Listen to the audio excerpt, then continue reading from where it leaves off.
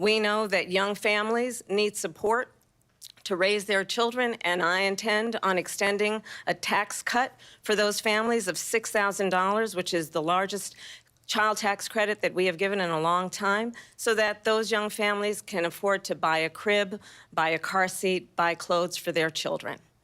My passion, one of them, is small businesses. My mother raised my sister and me, but there was a woman who helped raise us. We call her our second mother. She was a small business owner. I love our small businesses. My plan is to give a $50,000 tax deduction to startup small businesses, knowing they are part of the backbone of America's economy.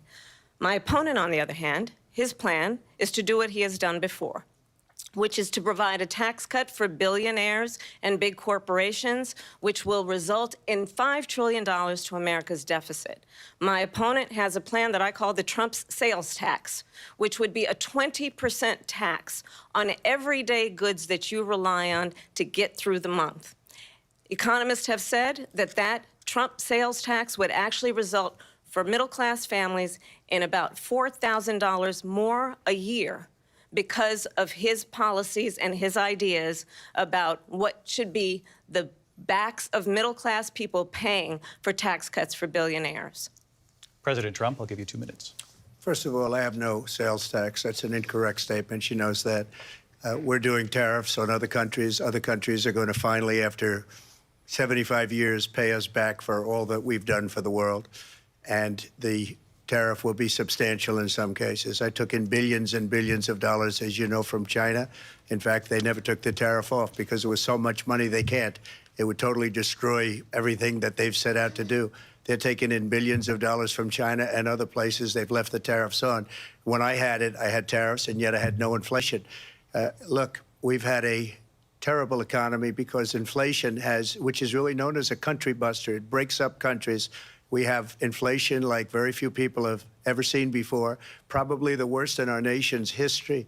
We were at 21%, but that's being generous because many things are 50, 60, 70, and 80% higher than they were just a few years ago.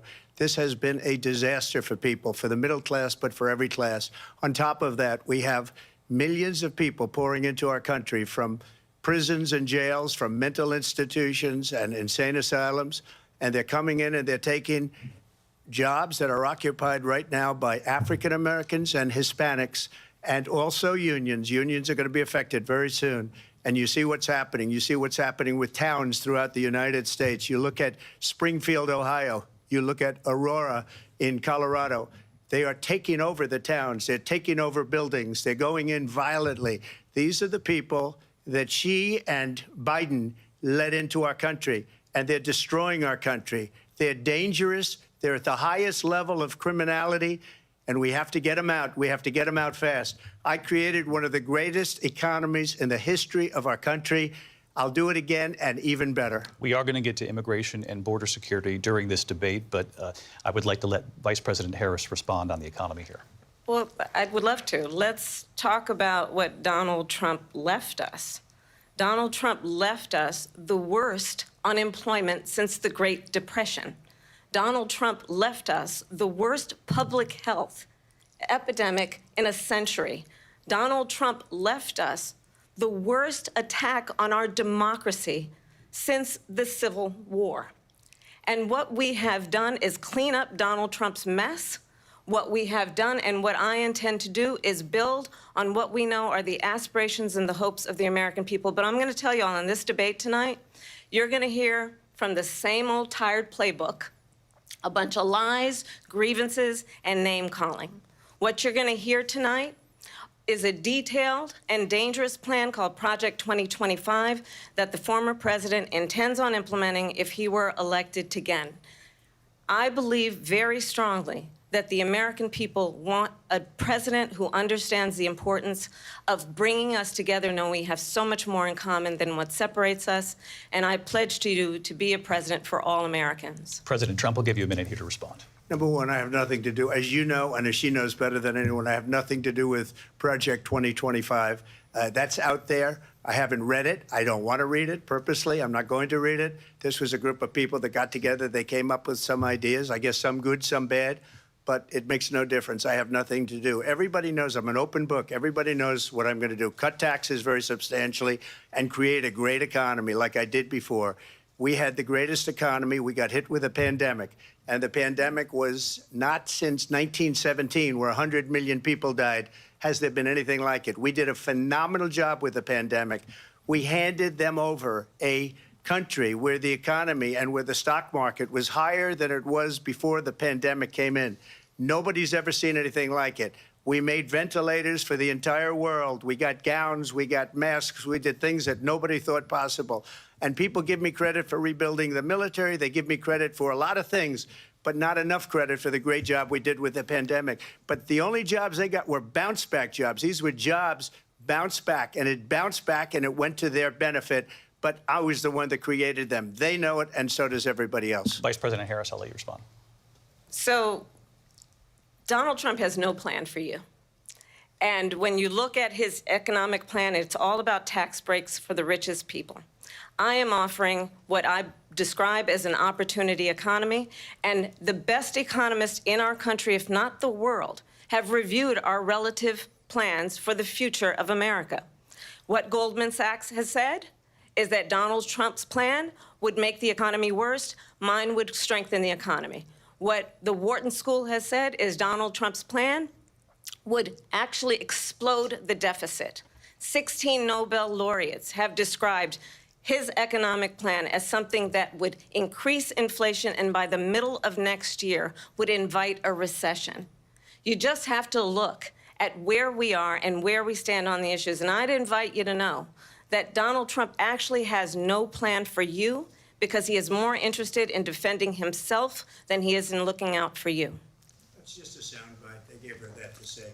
Look, I went to the Wharton School of Finance, and many of those professors, the top professors, think my plan is a brilliant plan. It's a great plan. It's a plan that's going to bring up our worth, our value as a country. It's going to make people want to be able to go and work and create jobs and create a lot of good, solid money for our country. And just to finish off, she doesn't have a plan. She copied Biden's plan, and it's like 4 sentences, like run, spot, run.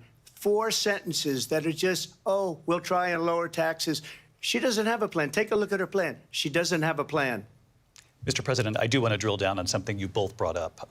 The Vice President brought up your tariffs. You responded, and let's drill down on this, because your plan is what she calls is essentially a national sales tax. Your proposal calls for tariffs, as you pointed out here, on foreign imports across the board. You recently said that you might double your plan, imposing tariffs up to 20% on goods coming into this country. As you know, many economists say that with tariffs at that level, costs are then passed on to the consumer. Vice President Harris has argued it'll mean higher prices on gas, food, clothing, medication, arguing it costs the typical family nearly $4,000 a year. Do you believe Americans can afford higher prices because of tariffs? They're not going to have higher prices. What's going to have and who's going to have higher prices is China and all of the countries that have been ripping us off for years. I was the only president ever. China was paying us hundreds of billions of dollars, and so were other countries. And, you know, if she doesn't like them, they should have gone out and they should have immediately cut the tariffs. But those tariffs are there 3.5 years now under their administration. We are going to take in billions of dollars, hundreds of billions of dollars.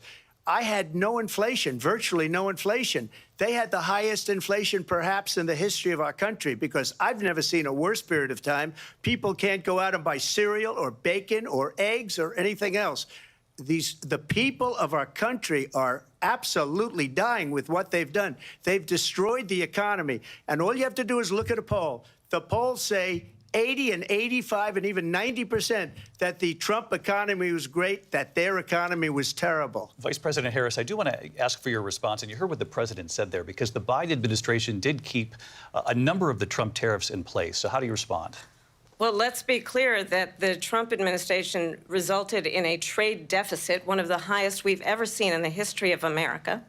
He invited trade wars. You want to talk about his deal with China? What he ended up doing is, under Donald Trump's presidency, he ended up selling American chips to China to help them improve and modernize their military, basically sold us out when a policy about China should be in making sure the United States of America wins the competition for the 21st century, which means focusing on the details of what that requires, focusing on relationships with our allies, focusing on investing in American-based technology so that we win the race on AI, on quantum computing, focusing on what we need to do to support America's workforce so that we don't end up having on the short end of the stick in terms of workers' rights. But what Donald Trump did, let's talk about this, with COVID, is he actually thanked President Xi for what he did during COVID. Look at his tweet. Thank you, President Xi, exclamation point, when we know that Xi was responsible for lacking and not giving us transparency about the origins of COVID. President Trump, I'll let you respond. First of all, they bought their chips from Taiwan. We hardly make chips anymore because of philosophies like they have and policies like they have. I don't say her because she has no policy. Everything that she believed 3 years ago and 4 years ago is out the window. She's going to my philosophy now. In fact, I was going to send her a MAGA hat. She's gone to my philosophy. But if she ever got elected, she'd change it. And it will be the end of our country. She's a Marxist. Everybody knows she's a Marxist. Her father's a Marxist professor in economics, and he taught her well. But when you look at what she's done to our country, and when you look at these millions and millions of people that are pouring into our country monthly, where it's, I believe, 21 million people, not the 15 that people say, and I think it's a lot higher than the 21, that's bigger than New York State pouring in. And just look at what they're doing to our country. They're criminals. Many of these people coming in are criminals. And that's bad for our economy, too. You know, you mentioned before, we'll talk about immigration later. Well, bad immigration is the worst thing that can happen to our economy. They have, and she has, destroyed our country with policy that's insane. Almost policy that you'd say they have to hate our country. President Trump, thank you. Lindsay? I want to turn to the issue of abortion. President Trump, you've often touted that you were able to kill Roe v. Wade. Last year, you said that you were proud to be the most pro-life president in American history. Then last month, you said that your administration would be great for women and their reproductive rights. In your home state of Florida, you surprised many with regard to your 6-week abortion ban because you initially had said that it was too short. And you said, quote, I'm going to be voting that we need more than 6 weeks. But then the very next day, you reversed course and said you would vote to support the 6-week ban. Vice President Harris says that women shouldn't trust you on the issue of abortion because you've changed your position so many times. Therefore, why should they trust you? Well, the reason I'm doing that vote is because the plan is, as you know, the vote is, they have abortion in the 9th month. They even have, and you can look at the governor of West Virginia, the previous governor of West Virginia, not the current governor, is doing an excellent job, but the governor before, he said the baby will be born and we will decide what to do with the baby. In other words, we'll execute the baby. And that's why I did that, because that predominates, because they're radical. The Democrats are radical in that. And her vice presidential pick, which I think was a horrible pick, by the way, for our country, because he is really out of it. But her vice presidential pick says abortion in the 9th month is absolutely fine. He also says execution after birth. It's execution, no longer abortion, because the baby is born, is okay. And that's not okay with me, hence the vote. But what I did is something for 52 years. They've been trying to get Roe v. Wade into the states. And through the genius and heart and strength of 6 Supreme Court justices, we were able to do that. Now, I believe in the exceptions for rape, incest, and life of the mother. I believe strongly in it. Ronald Reagan did also. 85% of Republicans do. Exceptions. Very important. But we were able to get it, and now states are voting on it. And for the first time, you're going to see, look, this is an issue that's torn our country apart for 52 years. Every legal scholar, every Democrat, every Republican, liberal, conservative, they all wanted this issue to be brought back to the states where the people could vote. And that's what happened. Now, Ohio, the vote was somewhat liberal. Kansas, the vote was somewhat liberal, much more liberal than people would have thought. But each individual state is voting. It's the vote of the people now. It's not tied up in the federal government. I did a great service in doing it. It took courage to do it. And the Supreme Court had great courage in doing it. And I give tremendous credit to those 6 justices. There is no state in this country where it is legal to kill a baby after it's born. Madam Vice President, I want to get your response to President Trump. Well, as I said, you're going to hear a bunch of lies, and that's not actually a surprising fact. Let's understand how we got here. Donald Trump hand-selected 3 members of the United States Supreme Court with the intention that they would undo the protections of Roe v. Wade. And they did exactly as he intended.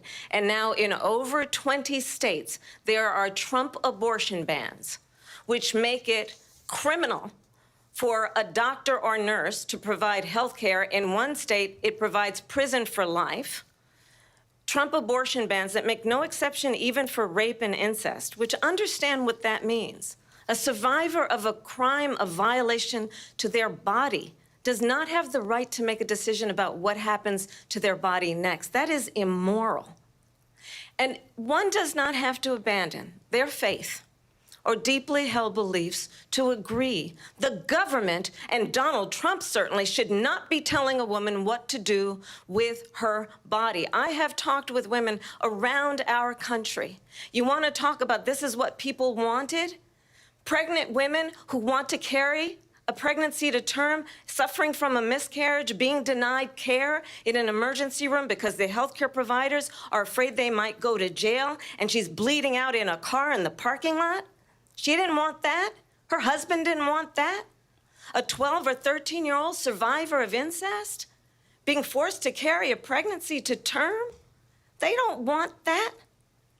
And I pledge to you, when Congress passes a bill to put back in place the protections of Roe v. Wade, as President of the United States, I will proudly sign it into law. But understand, if Donald Trump were to be reelected, he will sign a national abortion ban. Understand, in his Project 2025, there would be a national abortion, a monitor that would be monitoring your pregnancies, your miscarriages.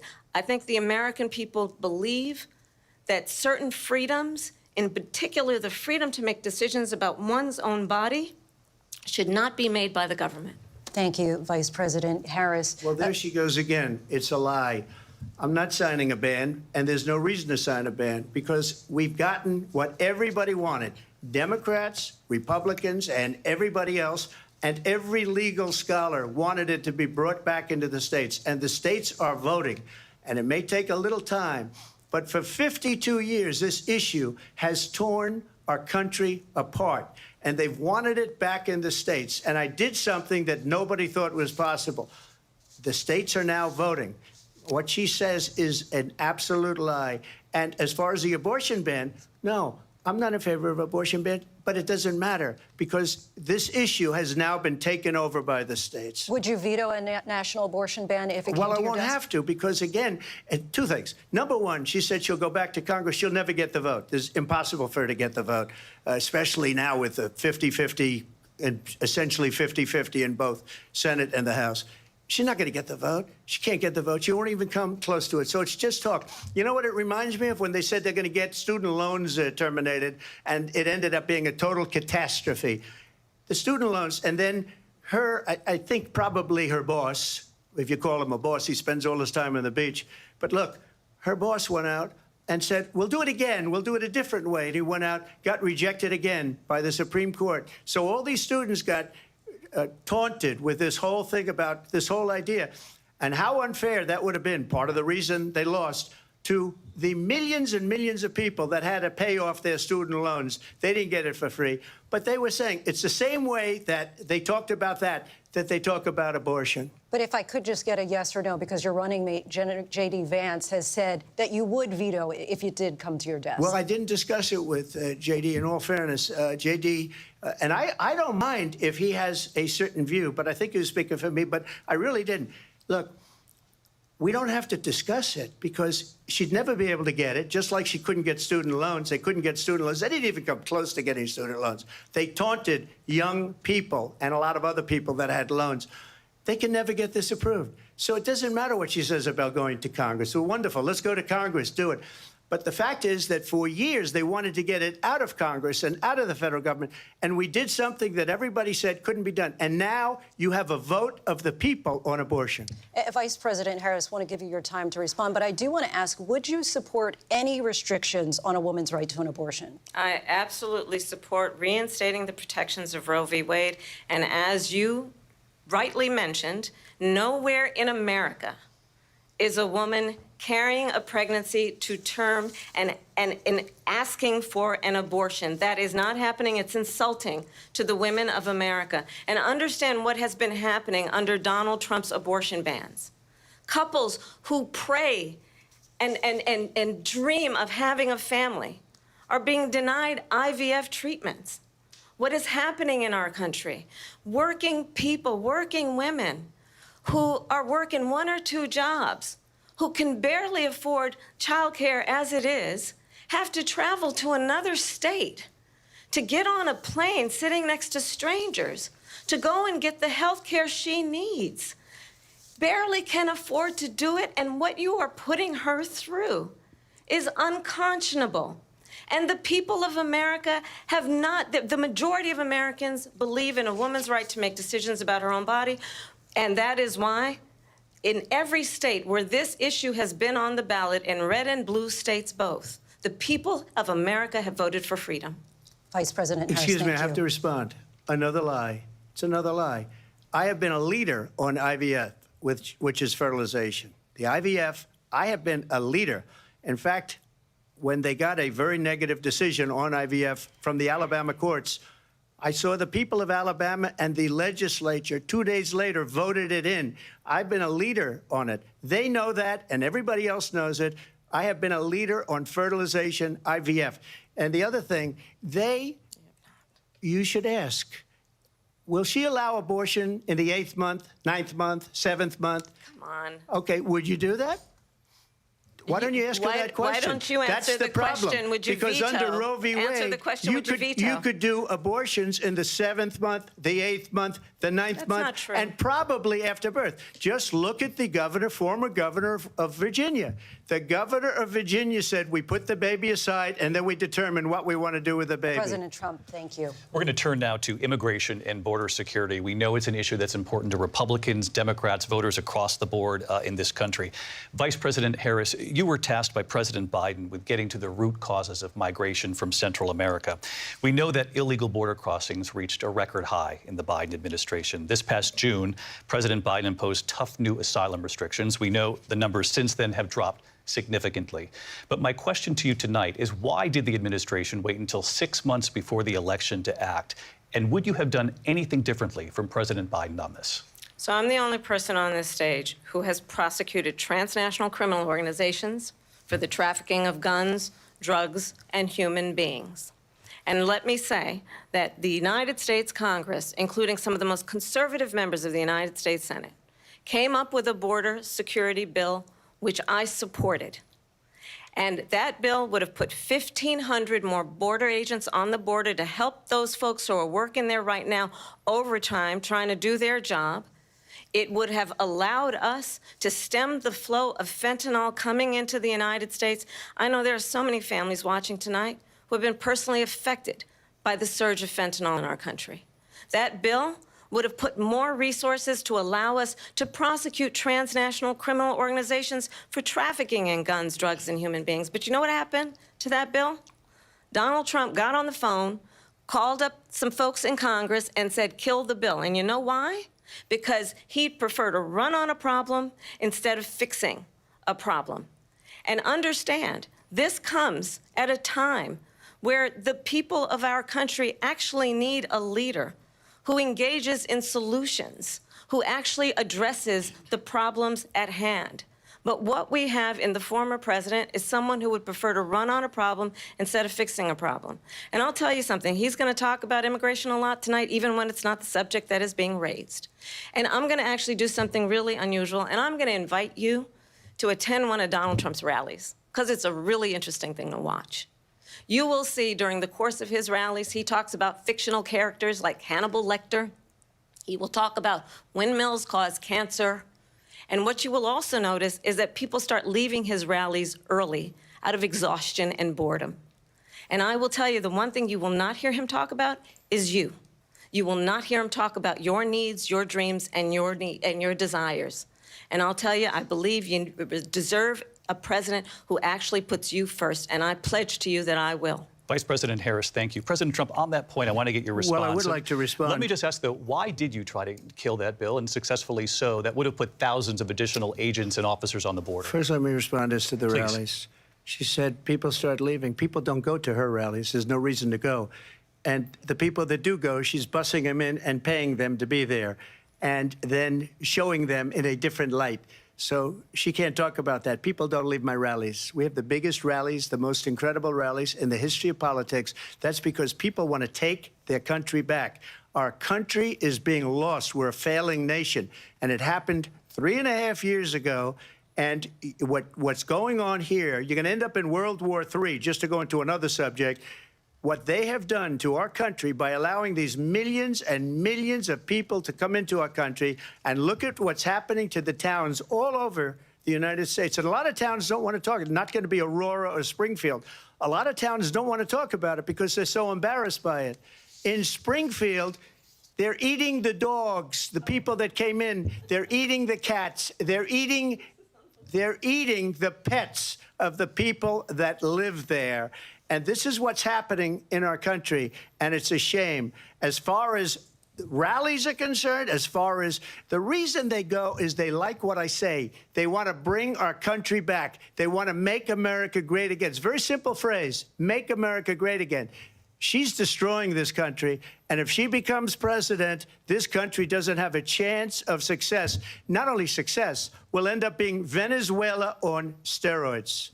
I just want to clarify here. You bring up Springfield, Ohio, and ABC News did reach out to the city manager there. He told us there have been no credible reports of specific claims of pets being harmed, injured, or abused by individuals within the immigrant community. Well, I've seen people on television. Let me just say here, this is the people on television say my dog was taken and used for food. So maybe he said that, and maybe that's a good thing to say for a city manager. I'm not taking this from but television. The people I'm on taking it from television the city saying manager. their dog was eaten by the people that went there. Again, the Springfield city manager says there's no evidence of that. Vice President Harris, I'll let you respond to the rest of what you've heard. You talk about extreme. You know, this is, I think, one of the reasons why in this election I actually have the endorsement of 200 Republicans who have formerly worked with President Bush, Mitt Romney, and John McCain, including the endorsement of former Vice President Dick Cheney and Congress member Liz Cheney. And if you want to really know the inside track on who the former president is, if he didn't make it clear already, just ask people who have worked with him. His former chief of staff, a 4-star general, has said he has contempt for the Constitution of the United States. His former national security advisor has said he is dangerous and unfit. His former Secretary of Defense has said the nation, the republic, would never survive another Trump term. And when we listen to this kind of rhetoric, when the issues that affect the American people are not being addressed, I think the choice is clear in this election. President Trump, I'll give you a quick minute to respond here. Thank you, because when I hear that, see, I'm a different kind of a person. I fired most of those people. Not so graciously. They did bad things or a bad job. I fired them. They never fired one person. They didn't fire anybody having to do with Afghanistan and the Taliban and the 13 people who's were just killed, viciously and violently killed. And I got to know the parents and the family. They didn't fire. They should have fired all those generals, all those top people, because that was one of the most incompetently handled situations anybody has ever seen. So when somebody does a bad job, I fire him. And you take a guy like Esper. He was no good. I fired him. So he writes a book. Another one writes a book. Because with me, they can write books. With nobody else can they. But they have done such a poor job, and they never fire anybody. Look at the economy. Look at the inflation. They didn't fire any of their economists. They have the same people. That's a good way not to have books written about you. But just to finish, I got more votes than any Republican in history by far. In fact, I got more votes than any president, sitting president, in history by far. Let me continue on immigration. It was what you wanted to talk about earlier, so let's get back to your deportation proposal that the vice president has reacted to as well. President Trump, you call this the largest domestic deportation operation in the history of our country. You say you would use the National Guard. You say if things get out of control, you'd have no problem using the U.S. military. Police, yes. You also said you would use local police. How would you deport 11 million undocumented immigrants? I know you believe that number is much higher. Take us through this. What does this look like? Will authorities be going door to door in this country? Yeah, it is much higher because of them. They allowed criminals, many, many millions of criminals. They allowed terrorists. They allowed common street criminals. They allowed people to come in, drug dealers, to come into our country. And they're now in the United States and told by their countries like Venezuela, don't ever come back or we're going to kill you. Do you know that crime in Venezuela and crime in countries all over the world is way down? You know why? Because they've taken their criminals off the street and they've given them to her to put into our country. And this will be one of the greatest mistakes in history for them to allow. And I think they probably did it because they think they're going to get votes, but it's not worth it because they're destroying the fabric of our country by what they've done. There's never been anything done like this at all. They've destroyed the fabric of our country. Millions of people let in, and all over the world, crime is down all over the world except here. Crime here is up and through the roof. Despite their fraudulent statements that they made, crime in this country is through the roof. And we have a new form of crime. It's called migrant crime. And it's happening at levels that nobody thought possible. President Trump, as you know, the FBI says overall violent crime is actually coming down in this country. But Vice President Harris, the FBI they were defrauding statements. They didn't include the worst cities. They didn't include the cities with the worst crime. It was a fraud. Just like their number of 818,000 jobs that they said they created turned out to be a fraud. President Trump, thank you. I'll let you respond, Vice President Harris. Well, I think this is so rich, coming from someone who has been prosecuted for national security crimes, economic crimes, election interference, has been found liable for sexual assault, and his next big court appearance is in November at his own criminal sentencing. And let's be clear, where each person stands on the issue of what is important about respect for the rule of law and respect for law enforcement. The former vice president called for defunding federal law enforcement, 45,000 agents, get this, on the day after he was arraigned on 34 felony counts. So let's talk about what is important in this race. It is important that we move forward, that we turn the page on this same old tired rhetoric and address the needs of the American people, address what we need to do about the housing shortage, which I have a plan for, address what we must do to support our small businesses, address bringing down the price of groceries. But frankly, the American people are exhausted with this same old tired playbook. Vice President Harris, thank you. Excuse me. Every one of those cases was started by them against their political opponent. And I'm winning most of them, and I will win the rest on appeal. And you saw that with the decision that came down just recently from the Supreme Court.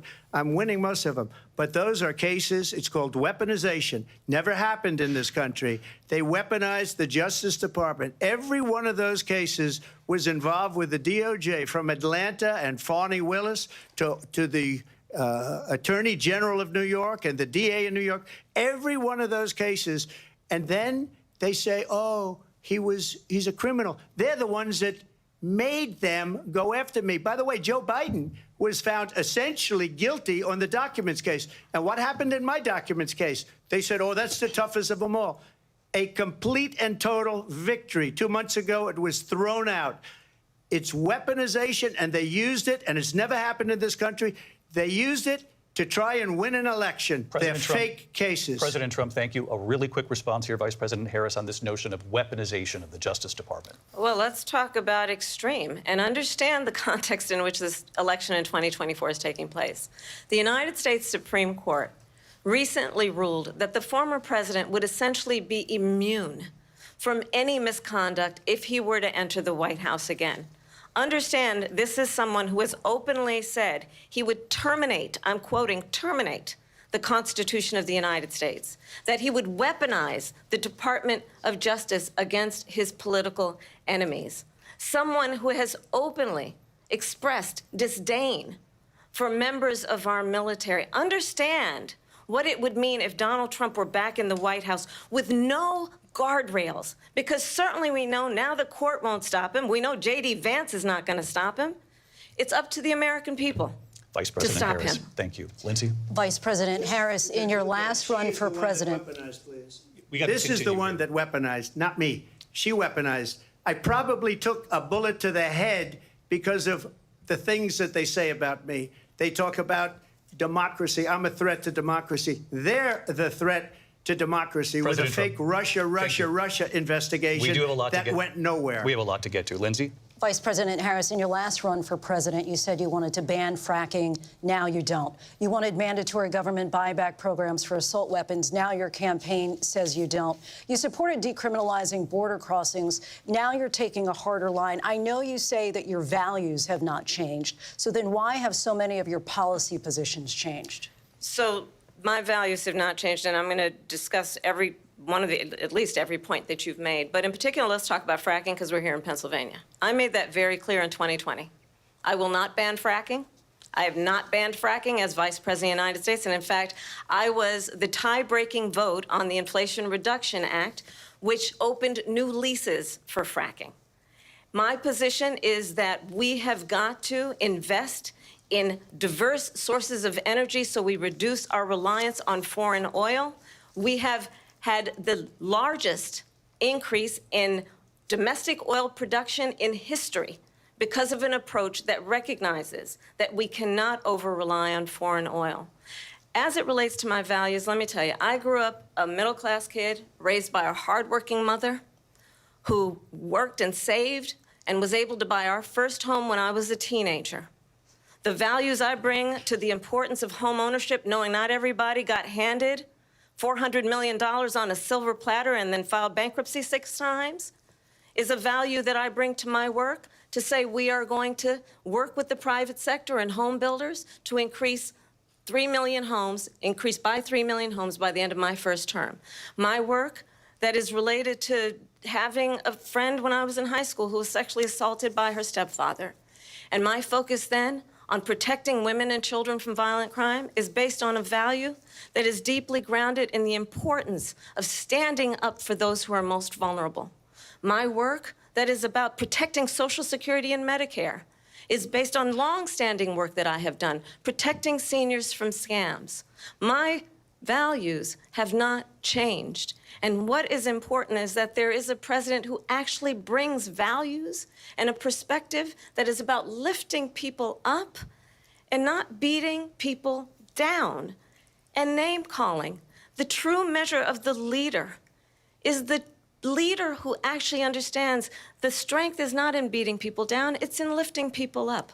I intend to be that president. President Trump, your Well, first of all, I response? wasn't given $400 million. I wish I was. My father was a Brooklyn builder, Brooklyn, Queens, and a great father, and I learned a lot from him. But I was given a fraction of that, a tiny fraction, and I built it into many, many billions of dollars, many, many billions. And when people see it, they are even surprised. So we don't have to talk about that. Fracking, she's been against it for 12 years. Defund the police, she's been against that forever. She gave all that stuff up very wrongly, very horribly, and everybody's laughing at it, okay? They're all laughing at it. She gave up at least 12 and probably 14 or 15 different policies. Like, she was big on defund the police. In Minnesota, she went out, wait a minute, I'm talking now, if you don't mind, please. Does that sound familiar? She went out in Minnesota and wanted to let criminals that killed people, that burned down Minneapolis, she went out and raised money to get them out of jail. She did things that nobody would ever think of. Now she wants to do transgender operations on illegal aliens that are in prison. This is a radical left liberal that would do this. She wants to confiscate your guns, and she will never allow fracking in Pennsylvania. If she won the election, fracking in Pennsylvania will end on day one. Just to finish, one thing so important in my opinion. So I got the oil business going like nobody has ever done before. When they took over, they got rid of it, started getting rid of it, and the prices were going up the roof. They immediately let these guys go to where they were. I would have been 5 times, 4 times, 5 times higher, because you're talking about 3.5 years ago. They got it up to where I was because they had no choice, because the prices of energy were quadrupling and doubling. You saw what happened to gasoline. So they said, let's go back to Trump. But if she won the election, the day after that election, they'll go back to destroying our country, and oil will be dead, fossil fuel will be dead. We'll go back to windmills, and we'll go back to solar, where they need a whole desert to get some energy to come out of it. You ever see a solar plant? By the way, I'm a big fan of solar, but they take 400, 500 acres of desert President soil. Trump, we have a These lot are of not good issues things that we for the have to get environment, to. as We're she out of time. understands. Thank you. Lindsay, thank you. We have an election in just 56 days. And I want to talk about the peaceful transfer of power, which, of course, we all know is a cornerstone of our democracy, and the role of a president in a moment of crisis. Mr. President, on January 6th, you told your supporters to march to the Capitol. You said you would be right there with them. The country and the world saw what played out at the Capitol that day, the officers coming under attack. Aides in the West Wing say you watched it unfold on television off the Oval Office. You did send out tweets, but it was more than 2 hours before you sent out that video message telling your supporters to go home. Is there anything you regret about what you did on that day? You just said a thing that isn't covered. Peacefully and patriotically, I said during my speech, not later on. Peacefully and patriotically. And nobody on the other side was killed. Ashley Babbitt was shot by an out-of-control police officer that should have never, ever shot her. It's a disgrace. But we didn't do this group of people that have been treated so badly. I ask, what about all the people that are pouring into our country and killing people that she allowed to pour in? She was the border czar, remember that. She was the border czar. She doesn't want to be called the border czar because she's embarrassed by the border. In fact, she said at the beginning, oh, I'm surprised you're not talking about the border yet. That's because she knows what a bad job they've done. What about those people? When are they going to be prosecuted? When are these people from countries all over the world, not just South America, they're coming in from all over the world, David, all over the world, and crime rates are down all over the world because of it. But let me just ask you, David, when are those people going to be prosecuted? When are the people that burned down Minneapolis going to be prosecuted? Or in Seattle, they went into Seattle, they took over a big percentage of the city of Seattle. When are those people going to be prosecuted? But let me just ask you. You might ask her that question. You were the president. You were watching it unfold on television. It's a very simple question as we move forward toward another election. Is there anything you regret about what you did on that day? Yes or no? I had nothing to do with that other than they asked me to make a speech. I showed up for a speech. I said, I think it's going to be big. I went to Nancy Pelosi and the mayor of Washington, D.C., and the mayor put it back in writing, as you know. I said, you know, this is going to be a very big rally or whatever you want to call it. And again, it wasn't done by me. It was done by others. I said, I'd like to give you 10,000 National Guard or soldiers. They rejected me. Nancy Pelosi rejected me. It was just 2 weeks ago. Her daughter has a tape of her saying she is fully responsible for what happened. They want to get rid of that tape. It would have never happened if Nancy Pelosi and the mayor of Washington did their jobs.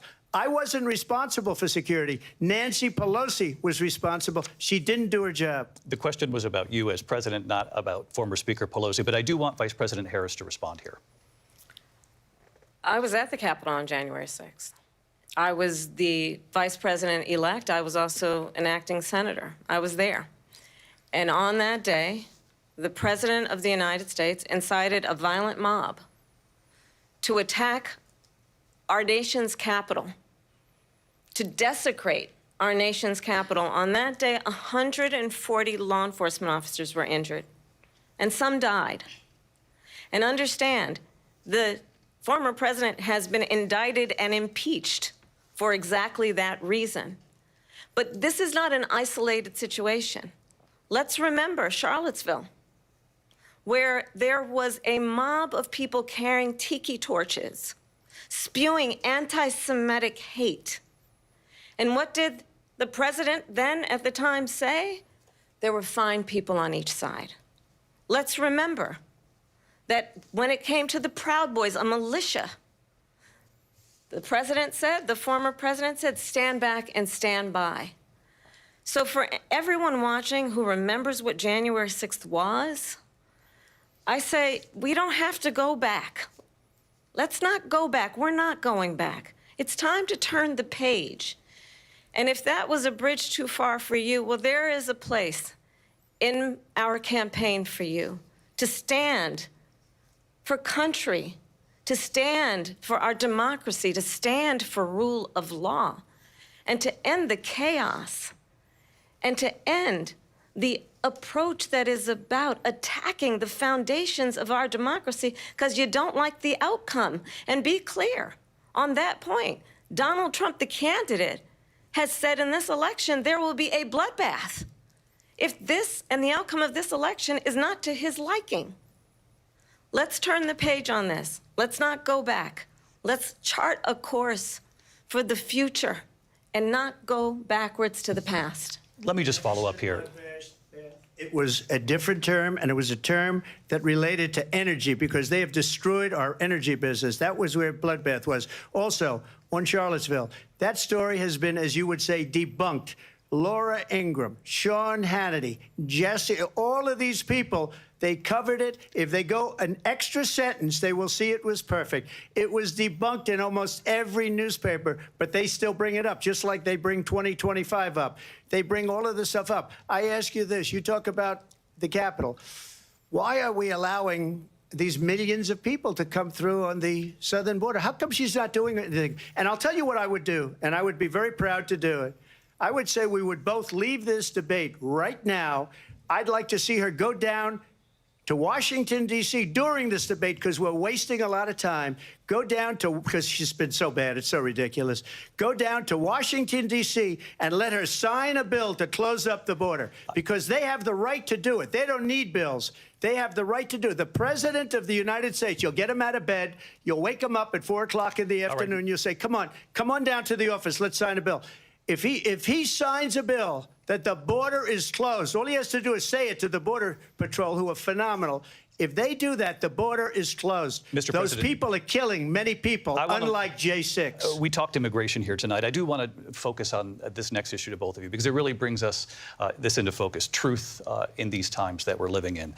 Mr. President, for 3.5 years after you lost the 2020 election, you repeatedly falsely claimed that you won, many times saying you won in a landslide.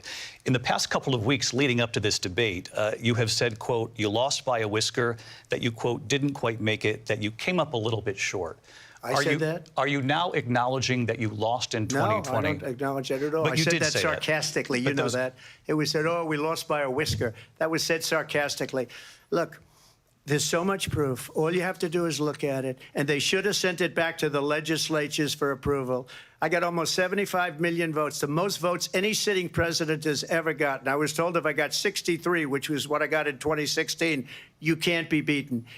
The election, people should never be thinking about an election as fraudulent. We need two things. We need walls, and we have to have it. We have to have borders, and we have to have good elections. Our elections are bad. And a lot of these illegal immigrants coming in, they're trying to get them to vote. They can't even speak English. They don't even know what country they're in practically. And these people are trying to get them to vote. And that's why they're allowing them to come into our country. I did watch all of these pieces of video.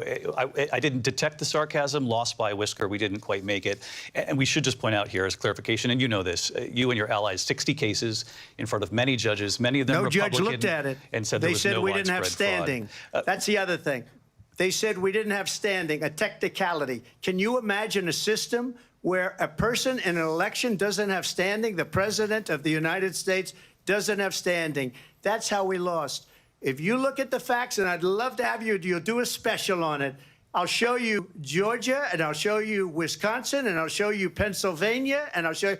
We have so many facts and statistics, but you know what? That doesn't matter because we have to solve the problem that we have right now. That's old news. And the problem that we have right now is we have a nation in decline, and they have put it into decline.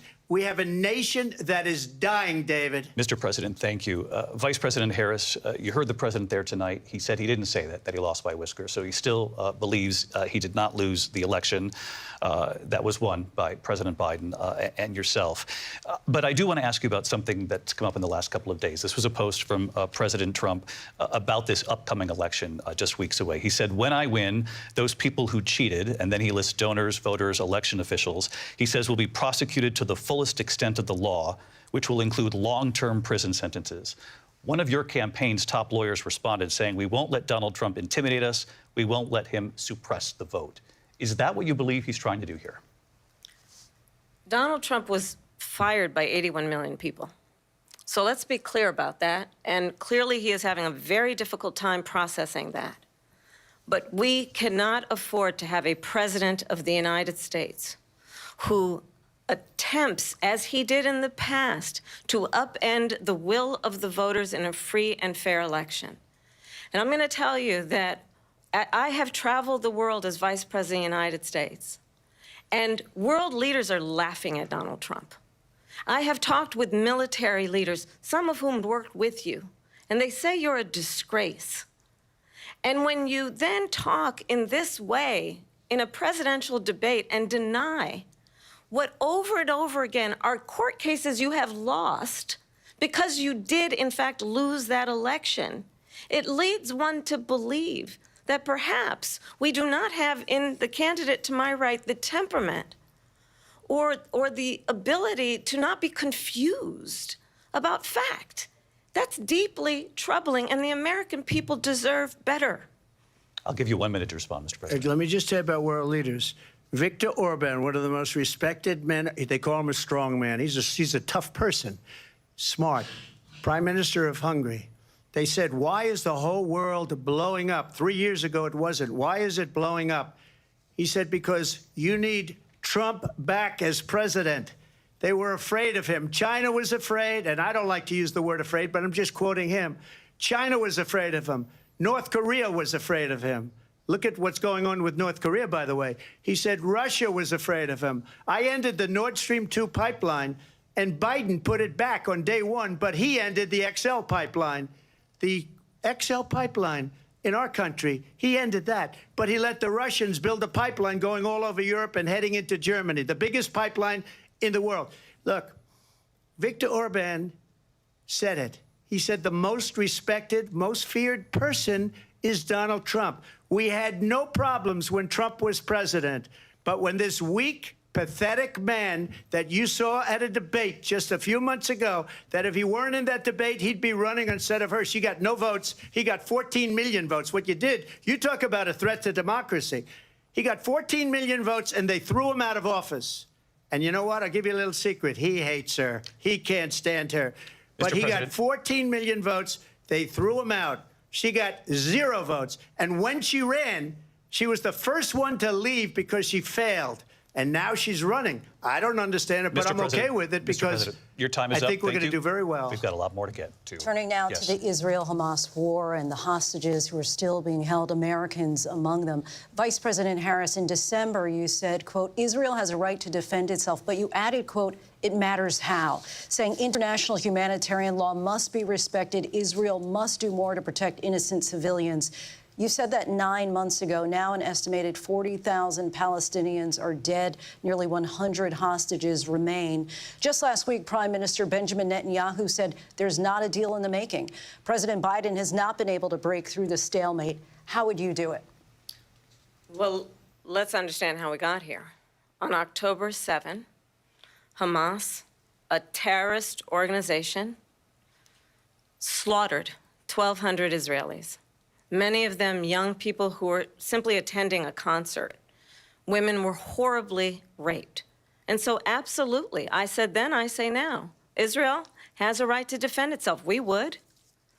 And how it does so matters. Because it is also true, far too many innocent Palestinians have been killed. Children, mothers. What we know is that this war must end. It must end immediately, and the way it will end is we need a ceasefire deal and we need the hostages out. And so we will continue to work around the clock on that. Work around the clock, also understanding that we must chart a course for a two-state solution. And in that solution, there must be security for the Israeli people and Israel, and in equal measure for the Palestinians. But the one thing I will assure you always, I will always give Israel the ability to defend itself, in particular as it relates to Iran and any threat that Iran and its proxies pose to Israel. But we must have a two-state solution where we can rebuild Gaza, where the Palestinians have security, self-determination, and the dignity they so rightly deserve. President Trump, how would you negotiate with Netanyahu and also Hamas in order to get the hostages out and prevent the killing of more innocent civilians in Gaza? If I were president, it would have never started. If I were president, Russia would have never, ever, I know Putin very well, he would have never, and there was no threat of it either, by the way, for 4 years, have gone into Ukraine and killed millions of people when you add it up, far worse than people understand what's going on over there. But when she mentions about Israel, all of a sudden, she hates Israel. She wouldn't even meet with Netanyahu when he went to Congress to make a very important speech. She refused to be there because she was at a sorority party of hers. She wanted to go to the sorority party. She hates Israel. If she's president, I believe that Israel will not exist within 2 years from now. And I've been pretty good at predictions, and I hope I'm wrong about that one. She hates Israel. At the same time, in her own way, she hates the Arab population because the whole place is going to get blown up. Arabs, Jewish people, Israel. Israel will be gone. It would have never happened. Iran was broke under Donald Trump. Now Iran has $300 billion because they took off all the sanctions that I had. Iran had no money for Hamas or Hezbollah or any of the 28 different spheres of terror, and they are spheres of terror, horrible terror. They had no money. It was a big story, and you know it. You covered it very well, actually. They had no money for terror. They were broke. Now they're a rich nation, and now what they're doing is they're spreading that money around. Look at what's happening with the Houthis, and yet with Kim Jong-un, and it is absolutely well known that these dictators and autocrats are rooting for you to be president again because they're so clear they can manipulate you with flattery and favors. And that is why so many military leaders who you have worked with have told me you are a disgrace.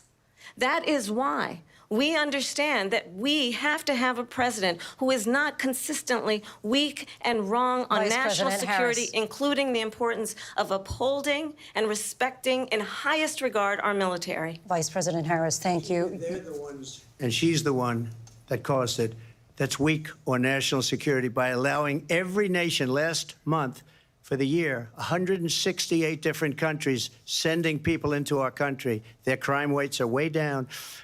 Putin endorsed her last week, said, I hope she wins. And I think he meant it, because what he's gotten away with is absolutely incredible. It wouldn't have happened with me. The leaders of other countries think that they're weak and incompetent, and they are. They're grossly incompetent. And I just ask one question. Why does Biden go in and kill the Keystone Pipeline and approve the single biggest deal that Russia's ever made, Nord Stream 2, the biggest pipeline anywhere in the world going to Germany and all over Europe? Because they're weak and they're ineffective. And Biden, by the way, President gets paid Trump, a lot of money. Thank you. We have a lot of issues to get to. We'll be right back with much more of this historic ABC News presidential debate from the National Constitution Center right here in Philadelphia. We're going to continue here, and I want to turn to the war in Ukraine. We're now 2.5 years into this conflict. Mr. President, it has been the position of the Biden administration that we must defend Ukraine from Russia, from Vladimir Putin, to defend their sovereignty, their democracy, that it's in America's best interest to do so, arguing that if Putin wins, he may be emboldened to move even further into other countries. You have said you would solve this war in 24 hours. You said so just before the break tonight. How exactly would you do that? And I want to ask you a very simple question tonight. Do you want Ukraine to win this war? I want the war to stop. I want to save lives that are being uselessly, people being killed by the millions. It's the millions. It's so much worse than the numbers that you're getting, which are fake numbers. Look, we're in for 250 billion or more because they don't ask Europe, which is a much bigger beneficiary to getting this thing done than we are. They're in for $150 billion less because Biden and you don't have the courage to ask Europe like I did with NATO. They paid billions and billions, hundreds of billions of dollars when I said, either you pay up or we're not going to protect you anymore. So that's maybe one of the reasons they don't like me as much as they like weak people. But you take a look at what's happening. We're in for 250 to 275 billion.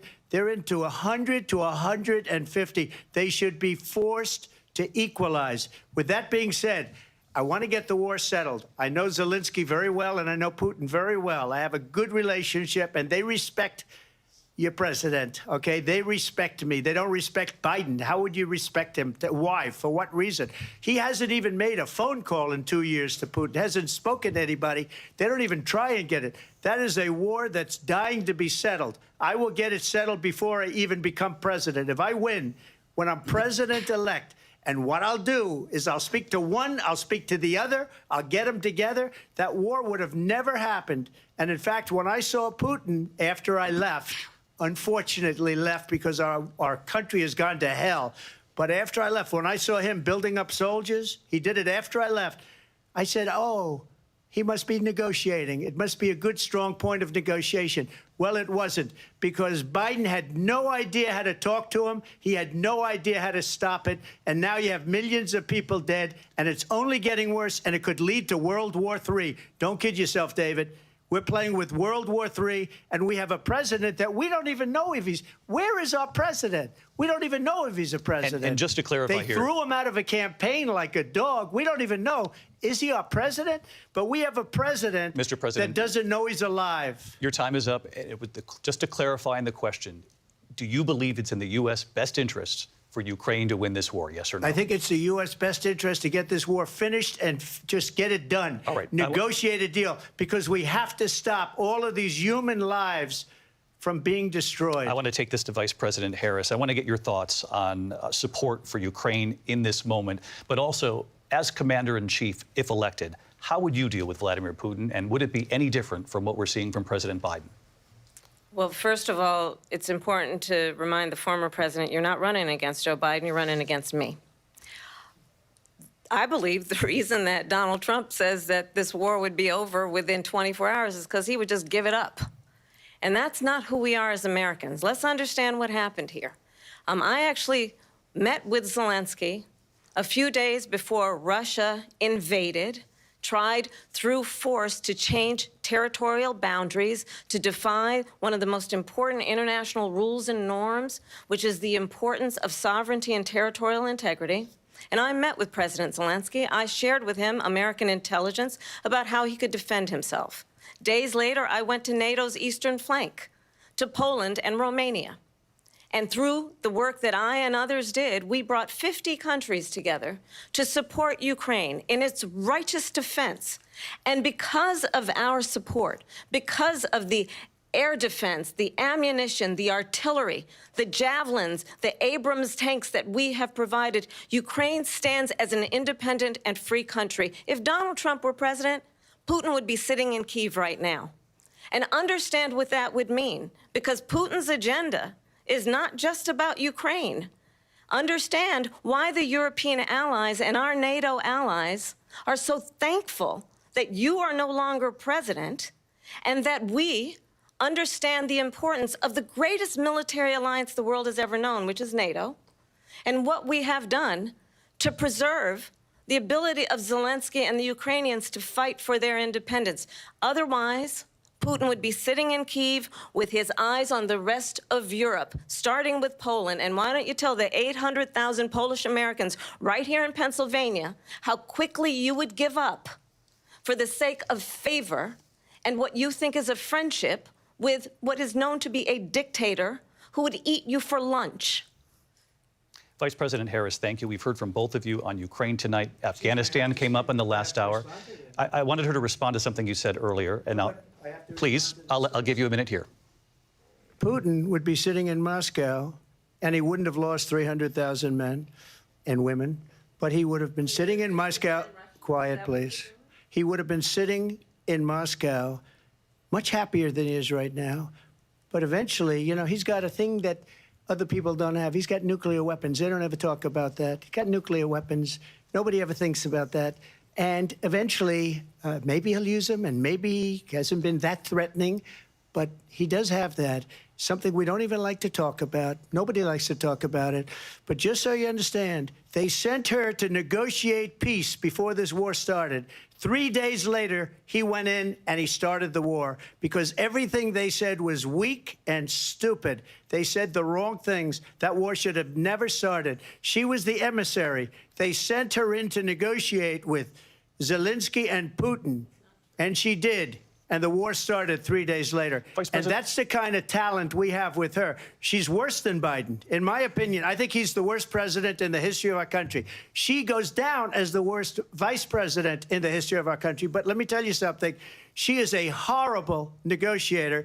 They sent her in to negotiate. As soon as they left, Putin did the invasion. President Trump, thank you. You did bring up something. You said she went to negotiate with Vladimir Putin. Vice President Harris, have you ever met Vladimir Putin? Can you clarify tonight? Yet again, I said it at the beginning of this debate, you're going to hear a bunch of lies coming from this fellow. And that is another one.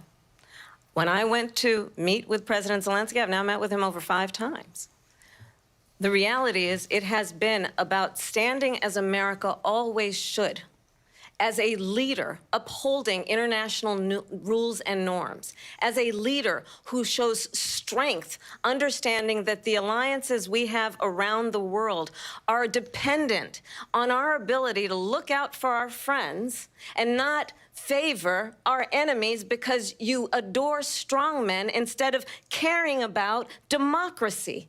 And that is very much what is at stake here. The President of the United States is commander-in-chief. And the American people have a right to rely on a president who understands the significance of America's role and responsibility in terms of ensuring that there is stability and ensuring we stand up for our principles and not sell them for the benefit of personal flattery. We've talked about Ukraine and Vladimir Putin. I do want to talk about Afghanistan. It came up in the first hour of this debate. I want to move on to Afghanistan. Stoltenberg said Trump did the most amazing thing I've ever seen. He got these countries, the 28 countries at the time, to pay up. He said, I've never seen. He's the head of NATO. He said, I've never seen. For years, we were paying almost all of NATO. We were being ripped off by European nations, both on trade and on NATO. I got them to pay up by saying one of the statements you made before, if you don't pay, we're not going to protect you. President Otherwise, Trump. we would have never gotten it. He said it was one of the most incredible jobs that he's ever seen done. Thank you. I want to turn to Afghanistan. It came up in the first hour of the debate, and we witnessed a poignant moment today on Capitol Hill, honoring the soldiers who died in the chaotic withdrawal from Afghanistan. I do want to ask the Vice President, do you believe you bear any responsibility in the way that withdrawal played out? Well, I will tell you, I agreed with President Biden's decision to pull out of Afghanistan. 4 presidents said they would, and Joe Biden did. And as a result, America's taxpayers are not paying the $300 million a day we were paying for that endless war. And as of today, there is not one member of the United States military who is in active duty in a combat zone in any war zone around the world, the first time this century. But let's understand how we got to where we are. Donald Trump, when he was president, negotiated one of the weakest deals you can imagine. He calls himself a deal maker. Even his national security advisor said it was a weak, terrible deal. And here's how it went down. He bypassed the Afghan government. He negotiated directly with a terrorist organization called the Taliban.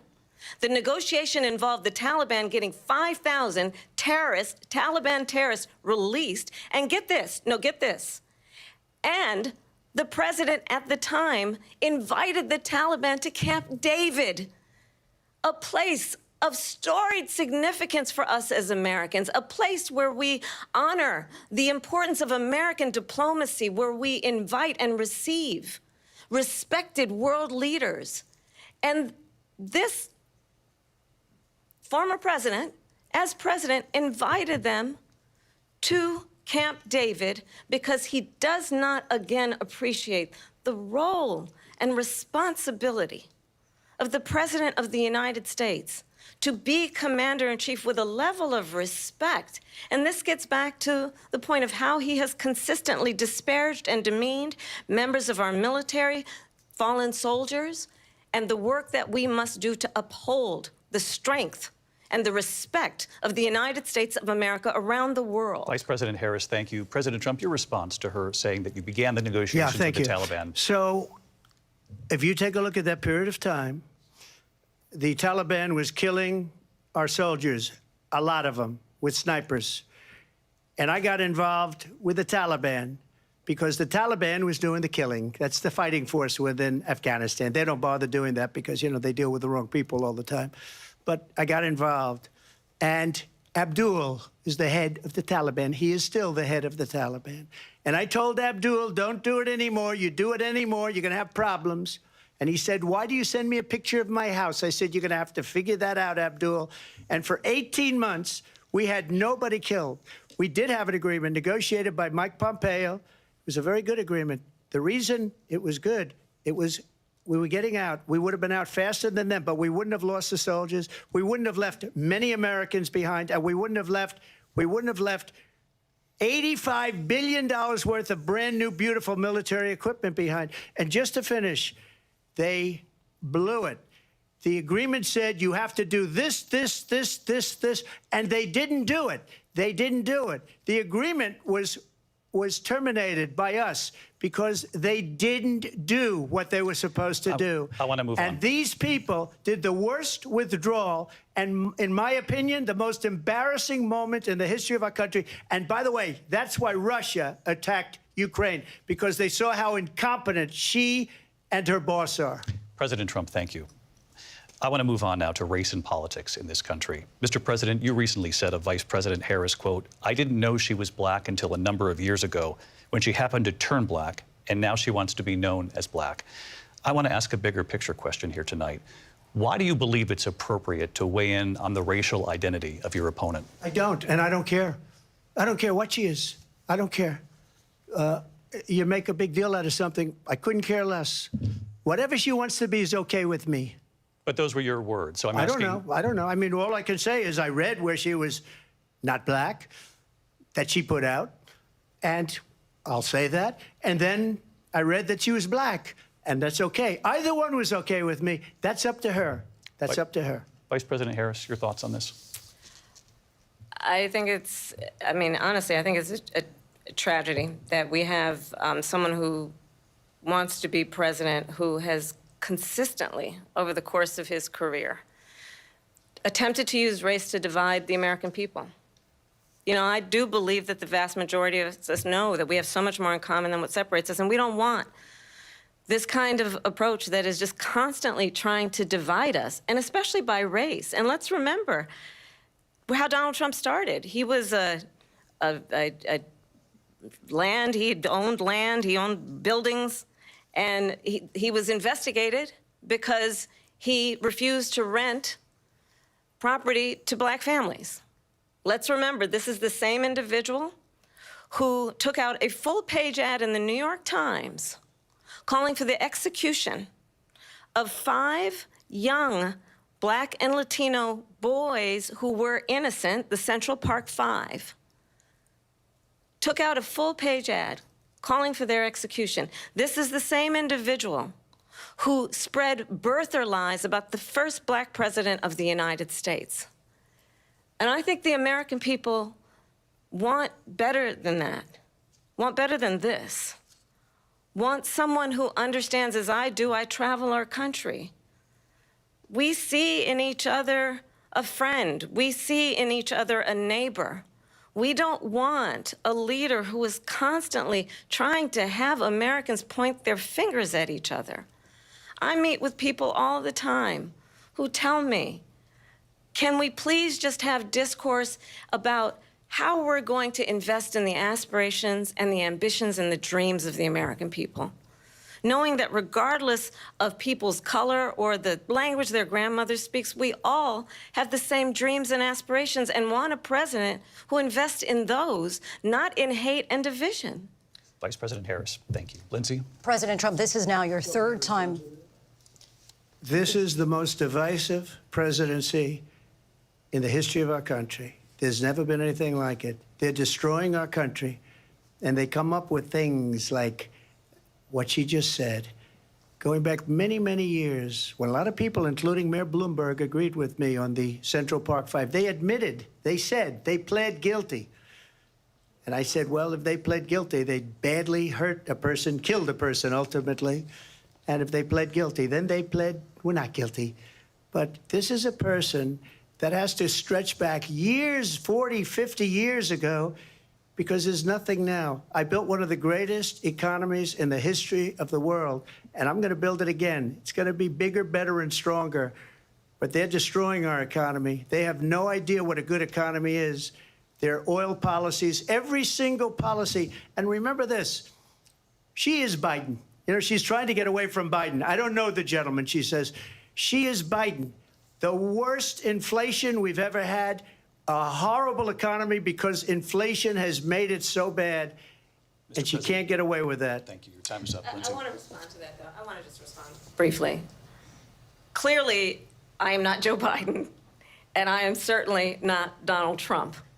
And what I do offer is a new generation of leadership for our country, one who believes in what is possible, one who brings a sense of optimism about what we can do instead of always disparaging the American people.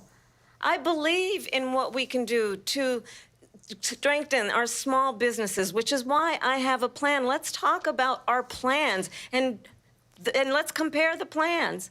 I have a plan to give startup businesses $50,000 tax deduction, to pursue their ambitions, their innovation, their ideas, their hard work. I have a plan, $6,000 for young families for the first year of your child's life, to help you in that most critical stage of your child's development. I have a plan that is about allowing people to be able to pursue what has been fleeting in terms of the American dream by offering a help with down payment of $25,000 down payment assistance for first-time home buyers. That's the kind of conversation, I believe, David, that people really want tonight, as opposed to a conversation that is constantly about belittling and name-calling.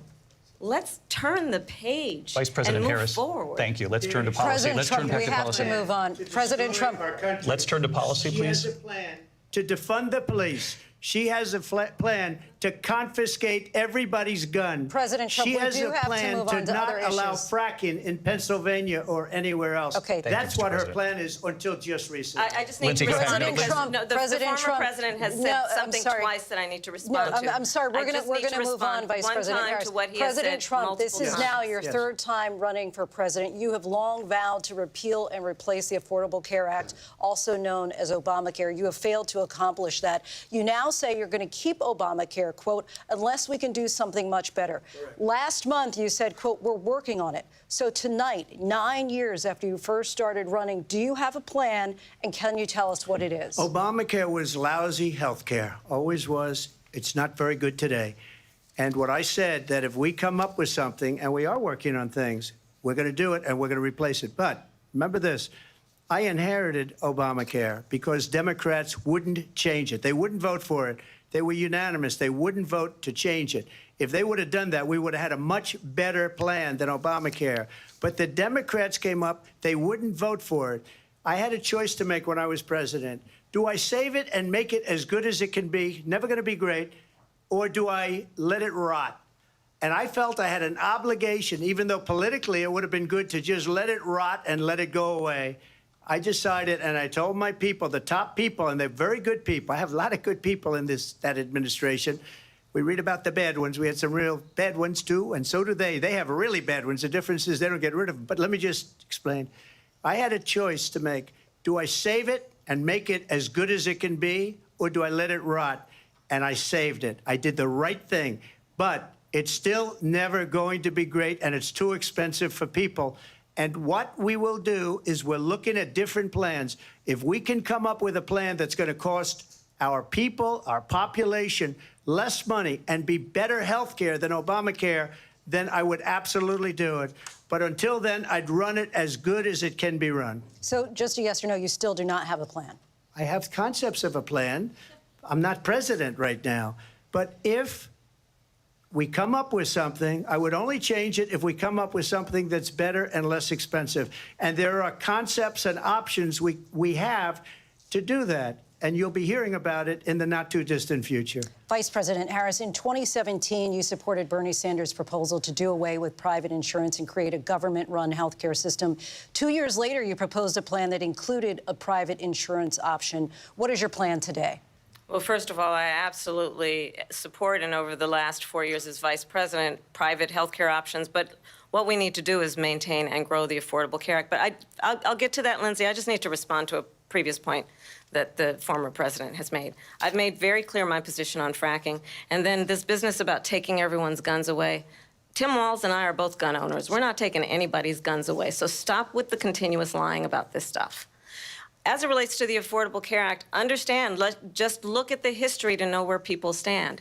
When Donald Trump was president, 60 times he tried to get rid of the Affordable Care Act. 60 times. I was a senator at the time when I will never forget the early morning hours when it was up for a vote in the United States Senate. And the late, great John McCain, who you have disparaged as being, you don't like him, you said, at the time because he got caught. He was an American hero. The late, great John McCain, I will never forget that night, walked onto the Senate floor and said, no, you don't. No, you don't. No, you don't get rid of the Affordable Care Act. You have no plan. And what the Affordable Care Act has done is eliminate the ability of insurance companies to deny people with pre-existing conditions. I don't have to tell the people watching tonight, you remember what that was like? Remember when an insurance company could deny if a child had asthma, if someone was a breast cancer survivor, if a grandparent had diabetes? And thankfully, as I've been vice president, and we, over the last 4 years, have strengthened the Affordable Care Act, we have allowed, for the first time, Medicare to negotiate drug prices on behalf of you, the American people. Donald Trump said he was going to allow Medicare to negotiate drug prices. He never did. We did. And now we have capped the cost of insulin at $35 a month. Since I've been vice president, we have capped the cost of prescription medication for seniors at $2,000 a year. And when I am president, we will do that for all people, understanding that the value I bring to this is that access to health care should be a right and not just a privilege of those who can afford it. And the plan has to be to strengthen the Affordable Care Act, not get rid of it, Vice President Harris, in terms of where Donald Trump stands on that. I want to move to an issue that's important for a lot of... She made a mistake. Number one, John McCain fought Obamacare for 10 years. But it wasn't only him. It were all of the Democrats that kept it going. And you know what? We can do much better than Obamacare, much less money. But she won't improve private insurance for people, private medical insurance. That's another thing she doesn't want to get. People are paying privately for insurance that have worked hard and made money, and they want to have private. She wants everybody to be on government insurance where you wait 6 months for an operation that you need immediately. President Trump, thank you. We have another issue that we'd like to get to that's important for a number of Americans, in particular younger voters, and that's climate change. President Trump, with regard to the environment, you say that we have to have clean air and clean water. Vice President Harris, you call climate change an existential threat. The question to you both tonight is, what would you do to fight climate change? And Vice President Harris, we'll start with you. 1 minute for you each. Well, the former president had said that climate change is a hoax. And what we know is that it is very real. You ask anyone who lives in a state who has experienced these extreme weather occurrences, who now is either being denied home insurance or it's being jacked up.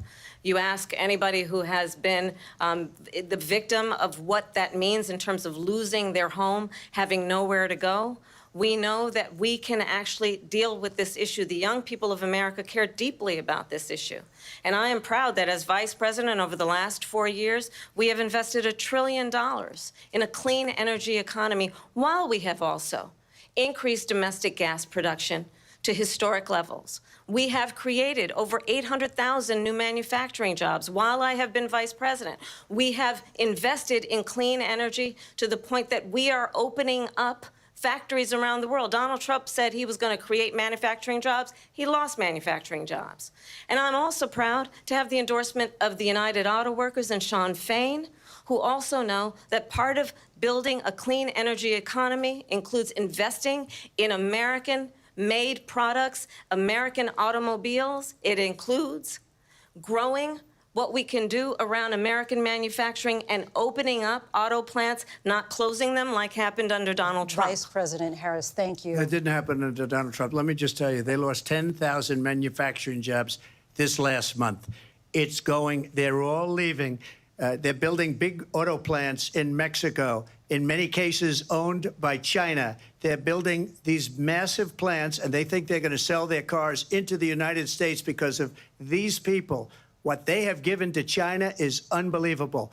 But we're not going to let that. We'll put tariffs on those cars so they can't come into our country, because they will kill the United Auto Workers and any auto worker, whether it's in Detroit or South Carolina or any other place. What they've done to business and manufacturing in this country is horrible. We have nothing because they refuse. You know, Biden doesn't go after people because supposedly China paid him millions of dollars. He's afraid to do it. Between him and his son, they get all this money from Ukraine. They get all this money from all of these different countries. And then you wonder, why is he so loyal to this one, that one, Ukraine, China? Why is he? Why did he get $3.5 million from the mayor of Moscow's wife? Why did she pay him $3.5 million? This is a crooked administration, and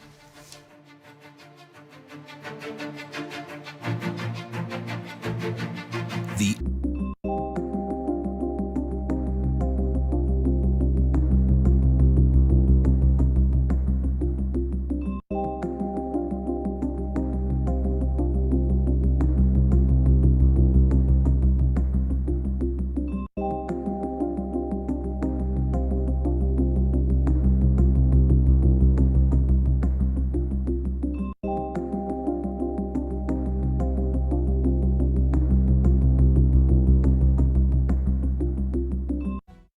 Live from the National Constitution Center in Philadelphia, Pennsylvania.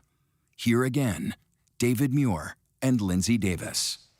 Welcome back tonight. The time has come for closing statements, and Vice President Harris, we begin with you.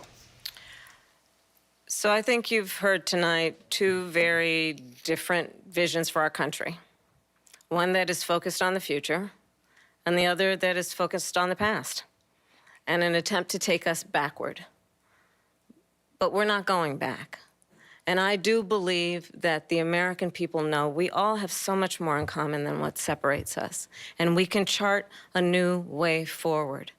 And a vision of that includes having a plan, understanding the aspirations, the dreams, the hopes, the ambition of the American people, which is why I intend to create an opportunity economy, investing in small businesses, in new families, in what we can do around protecting seniors, what we can do that is about giving hardworking folks a break and bringing down the cost of living. I believe in what we can do together that is about sustaining America's standing in the world and ensuring that we have the respect that we so rightly deserve, including respecting our military and ensuring we have the most lethal fighting force in the world.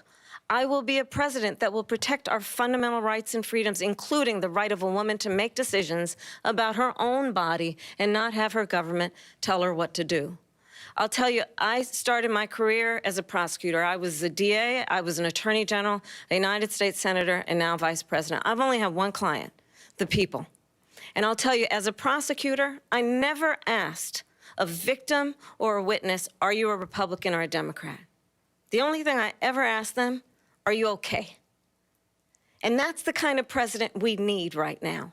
Someone who cares about you and is not putting themselves first. I intend to be a president for all Americans and focus on what we can do over the next 10 and 20 years to build back up our country by investing right now in you, the American people. Vice President Harris, thank you. President Trump? So she just started by saying she's going to do this, she's going to do that, she's going to do all these wonderful things. Why hasn't she done it? She's been there for 3.5 years. They've had 3.5 years to fix the border. They've had 3.5 years to create jobs and all the things we talked about. Why hasn't she done it? She should leave right now, go down to that beautiful White House, go to the Capitol, get everyone together and do the things you want to do, but you haven't done it, and you won't do it because you believe in things that the American people don't believe in. You believe in things like we're not going to frack. We're not going to take fossil fuel. We're not going to do things that are going to make this country strong, whether you like it or not. Germany tried that, and within 1 year, they were back to building normal energy plants. We're not ready for it. We can't sacrifice our country for the sake of bad vision. But I just ask one simple question. Why didn't she do it? We're a failing nation. We're a nation that's in serious decline. We're being laughed at all over the world. All over the world, they're laughed. I know the leaders very well. They're coming to see me. They call me. We're laughed at all over the world. They don't understand what happened to us as a nation. We're not a leader. We don't have any idea what's going on. We have wars going on in the Middle East. We have wars going on with Russia and Ukraine. We're going to end up in a third world war, and it'll be a war like no other because of nuclear weapons, the power of weaponry. I rebuilt our entire military. She gave a lot of it away to the Taliban. She gave it to Afghanistan. What these people have done to our country, and maybe toughest of all, is allowing millions of people to come into our country. Many of them are criminals, and they're destroying our country. The worst president, the worst vice president in the history of our country. President Trump, thank you. And that is our ABC News presidential debate from here in Philadelphia at the National Constitution Center. I'm Lindsay Davis. And I'm David Muir. Thank you for watching here in the U.S. and all over the world, and from all of us here at ABC News. Good night.